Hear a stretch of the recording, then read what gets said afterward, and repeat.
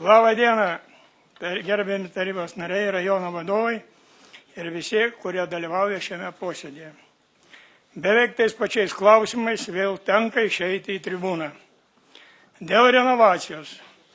Daugiabutis miškų 50 renovuotas ir jei valstybinė komisija ir buvo, tai gyventojų atstovo parašo akte net nereikėjo. Ar šitaip galima? Juk tai krūva pinigų, kurios turi sumokėti kiekvienas gyventojas, panašiai po 500 litų kvadratiniam metrai. O kiek problemų? Naujo aprašo nėra ir visos kitos dokumentacijos, apie kurią kalbėjau, nes niekas neparodė nei man, nei namo gyventojams. Pas būtų ūkėje pas direktorių Pocių buvom, jis tada neturėjo. Prižadėjęs pakviesti, bet taip ir liko. Kad atskirą apskaitą karštą gavom atsakymą tik tai, kad energetikos inspekcija neprieštarauja, kad būtų įrengta atskira apskaita karštam vandeniui paruošti. Tai jau daug, juk vis tiek reikės padaryti, bet ne tik tam vienam name, o ir kituose. Šiluminės energijos suvartojimas. Jau bus metai, kai dėl namo miškų 50 iškėliau problemą ir niekas nepažengė į priekį nei per žingsnį. Butas numeris 3.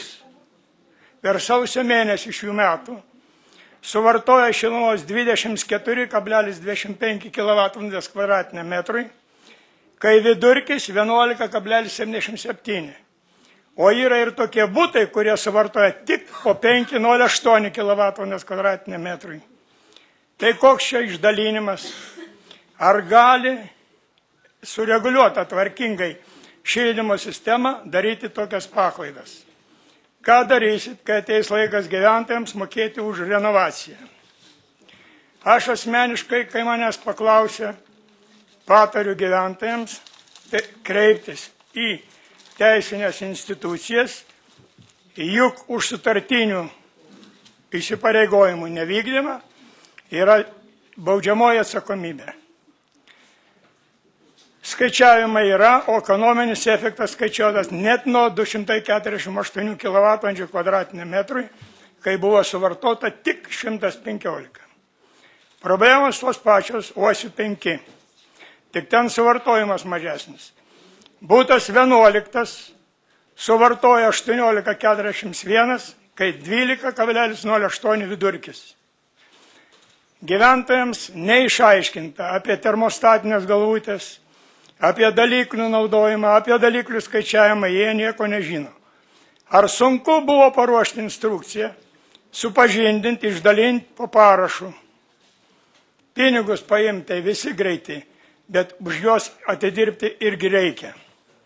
Daukanto 67. Gyventojai klausia apie putų polistirolo kainą, apie balkonų įrengimą, langų kainą ir taip toliau. Prisidengiama komercinėmis paslaptimis. Kur prisiliečiama prie viešo intereso, jokių komercinių paslapčių nėra ir būti negali. Tai žodžiai ne mano, bet Ukmergės prokuroro. Turiu paskaičiavimą, Daukanto 67, už 4 mėnesius, koksgi gavosi preliminariai efektas ekonominis. Praeitais šildymo sezoną, spalis, lapkritis, gruodis, sausis, sumokėta 720 šių metų, spalis, lapkritis, gruodis, sausis, sumokėta 528. Skirtumas 192 litai, aš čia dar litai skaičiuoju, kadangi praeitį metai buvo litai. O 192 litai, 4 mėnesiai, vienam mėnesiui 48 litai per šildymo sezoną. 7 mėnesiai apie 300 litų. Už renovaciją reikės mokėti kas mėnesį 35-40, ištisus metus ir taip 20-25 metus. O žmonės, kurie neturi pinigų, reikės imti paskolas iš banko, pridėkim dar 15 metų. Labai prašau ūkio komitetą sukviesti atskirą ūkio komiteto posėdį iškilusioms problemams aptarti, nes jų yra labai daug ir pagrindinai jos gali būti išspręstas vietoje. Tai būtų ūkio kaip administratoriaus ir šilumos ūkio prižiūrėtojo problemas. Nes pagalvokit, sausio mėnesį, 4, 5, 6, 7, 8, kai buvo apie -20, šilumos nešėjo temperatūrų mūsų name buvo apie 10-17 laipsnių žemesnė negu reikalinga. Kai buvo pradėta šaukti Gvolto, tada prasidėjo judėjimas, bet būtinai reikėjo dar paskambinti į Uteną, į energetikos inspekciją. Dabar kas liečia kainą. Skambinau į Ignaliną, į Uteną, į Molėtus, tie, kurie seniai naudoja biokūrą. Dedamoji šilumos kainoj kūro 1,3, 1,45 cento kilovatvalandę, euro centai. Mūsų nekintama pastovioji 2013 metais buvo patvirtinta 4,55. 4,51, 4,55. Tai yra 1,318 euro centą. Pridedu kūrą, pridedu elektrą ir vandenį technologinio parašymui 0,049 euro centą. Na ir tas antros katilinės dalį, kuri yra miesto centre, panašiai kiek galėjo būti suvartota, kai jinai per metus pagamina ir parduoda apie 12-13 tūkstančių megavatvalandžių šiluminės energijos. Gaunu nepilnus 6 euro centus. Šiandien mes mokam 6,32.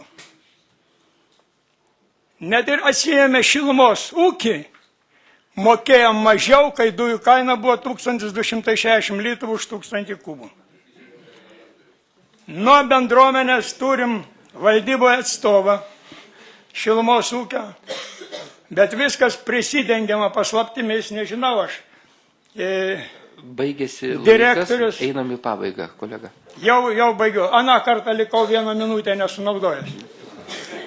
Lapkričio 26. Ir bendruomenė turi žinoti visas problemas, kurios yra šilumos ūkiai ir visus skaičiavimus ir visas skaičiavimo lenteles. Tada prašom gerbiamą merą užtikrinti, kad mum, kaip bendruomeniai, būtų šitas viskas pateikta. Ačiū. Dėkojam.